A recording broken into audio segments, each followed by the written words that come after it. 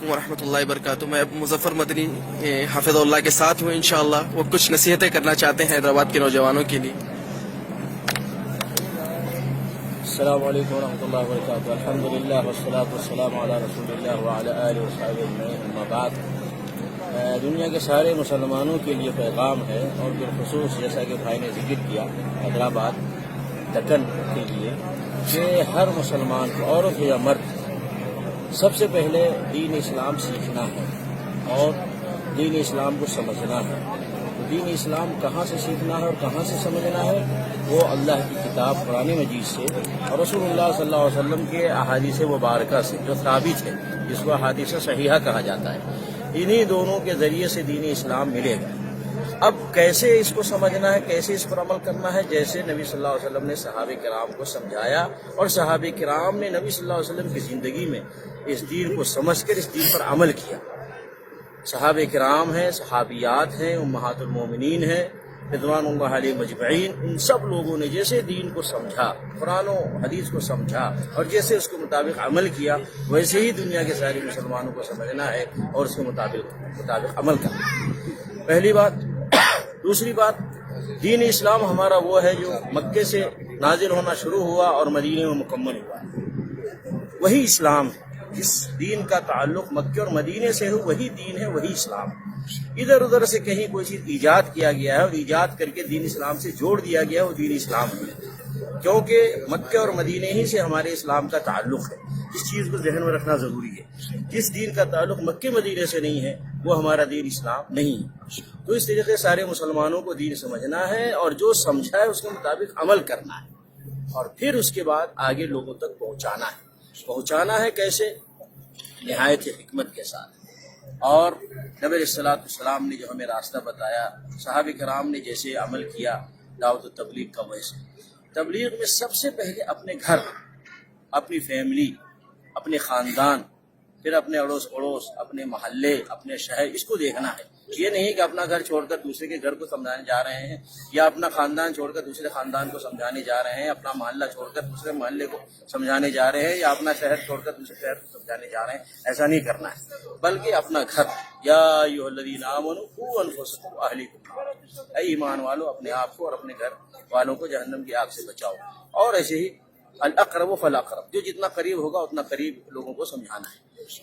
اب اس میں جیسے میں نے کہا کہ نہایت ہی محبت کے ساتھ، پیار کے ساتھ، حکمت کے ساتھ لوگوں کو دین کی باتیں سمجھانی ہیں اور بتلانی ہیں. اب اس میں تکلیفیں آئیں گی، پریشانیاں آئیں گی، آزمائشیں آئیں گی. اس پہ صبر کرنا ہے، صبر کے ساتھ رہنا ہے. وتواصوا بالحق وتواصوا بالصبر، حق پہ رہنا ہے، دوسروں کو حق پہ رہنے کی وصیت کرنی ہے. خود صبر کرنا ہے، دوسروں کو صبر کرنے کی وصیت کرنی ہے. راہ حق دین کی تعلیم سیکھنے میں بھی صبر کرنا ہے، دین پر چلنے میں بھی صبر کرنا ہے، اور دین کی دعوت دینے میں بھی صبر کرنا ہے.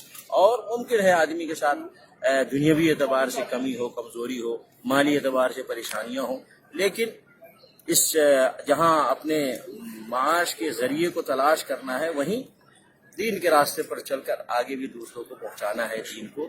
اور اللہ رب العالمین ضرور اس میں مدد کرے گا، چاہے ہم دنیاوی رزق کی تلاش میں رہیں، یا یہ کہ دین کی دعوت تبلیغ میں رہے، اللہ کی مدد ضرور آئے گی. اللہ رب العالمین سے جو قریب رہے گا، اللہ تعالیٰ اس بندے کو ضائع نہیں کرے گا، نہ دنیاوی اعتبار سے ضائع کرے گا، نہ اخروی اعتبار سے ضائع کرے گا. اللہ رب العالمین ضرور اس کی مدد کرے گا، دنیا میں بھی عزت عطا فرمائے گا، آخرت میں بھی اسے اللہ اپنی رحمت سے جنت الفردوس میں جگہ دے گا. اور کبھی یہ ہوتا ہے ہمارے بھائیوں کے ساتھ کہ جب لوگوں کو دین کی بات بتاتے ہیں، سامنے والا نہیں سمجھتا ہے، تو وہ بیچارے ناراض ہو جاتے ہیں. میں اتنا سمجھاتا ہوں، اتنا کہتا ہوں، نہیں مانتا ہے، نہیں مانتا ہے، نہیں مانتا ہے. یہ ذہن میں رکھے، منوانا اپنا کام نہیں ہے، منوانا اپنا کام نہیں ہے، بلکہ بتانا اپنا کام ہے. اللہ رب العالمین تو نبی صلی اللہ علیہ وسلم کے بارے میں فرمایا، لیس علیک ھداھم ولکن اللہ یہدی من یشاء. آپ کا کام لوگوں کو ہدایت دینا نہیں ہے، آپ کا کام لوگوں کو پہنچانا. وما علی الرسول الا البلاغ، رسول کا کام پہنچانا ہے. اللہ کا کام ہے لوگوں کو ہدایت دینا. تو ہماری جو ذمہ داری، ہم وہ کام کریں. وہ ذمہ داری کیا ہے؟ اللہ کی بات لوگوں تک پہنچائیں، نبی صلی اللہ علیہ وسلم کے ارشادات و فرامین لوگوں تک پہنچائیں، دین اسلام کی بات جو قرآن و حدیث کی روشنی میں ملتی ہے اس کو لوگوں تک پہنچائیں. اب یہ ہمارا ٹینشن نہیں ہے وہ مانتا ہے یا نہیں مانتا. اللہ تعالیٰ اس سے حساب لے گا. ہم کو ہمارا اجر اور ثواب مل گیا. کتنے انبیاء رسول دنیا میں آئے جن کا ایک امتی ہے، کسی کے 2 امتی ہیں، کسی کے 3 امتی ہیں. تو کیا ان لوگوں کی محنت رائگاں جائے گی؟ نہیں، اللہ رب العالمین ان کی جو محنت ہے نبی اور رسول ہونے کی حیثیت سے اللہ ان کا بدلہ دے گا۔ اب قوم نے سنی نبیوں کی بات، رسولوں کی بات نہیں مانی، اللہ تعالیٰ ان سے حساب و کتاب لے گا۔ تو کبھی ہمت ہار جاتے ہیں لوگ، میں اتنا سمجھاتا ہوں اتنا بتاتا ہوں، لوگ مانتے نہیں ہیں، تو یہ ذہن میں نہ رکھیں، منوانے کا کام اپنا یہ مزاج رکھیں کہ ہم کو پہنچانا ہے، قرآن کی آیتیں پڑھ کے سنانا ہے، نبی صلی اللہ علیہ وسلم کی حدیثیں پڑھ کر کے سنانا ہے، صحابہ کرام کے واقعات پڑھ کر کے سنانا ہے، اور بس یہ میری ذمہ داری، اس نیت کے ساتھ اللہ تعالیٰ مجھے اس پر اجر اور ثواب دے گا۔ بے شک۔ اللہ تعالیٰ ہمیں اور آپ کو سب کو صحیح عمل کی توفیق عطا فرمائے۔ آمین۔ جزاک اللہ خیر۔ مظفر مدنی حافظ اللہ نے ہم سب کے لیے نصیحت کی ہے۔ اللہ سبحانہ تعالیٰ مظفر مدنی حافظ اللہ کی خدمات کو قبول کرے اور مسجد نبی کے احاطے میں سب کی اصلاح ہو اور سب دین اسلام پر عمل کرے۔ جزاک اللہ خیر۔ السلام علیکم ورحمۃ اللہ وبرکاتہ۔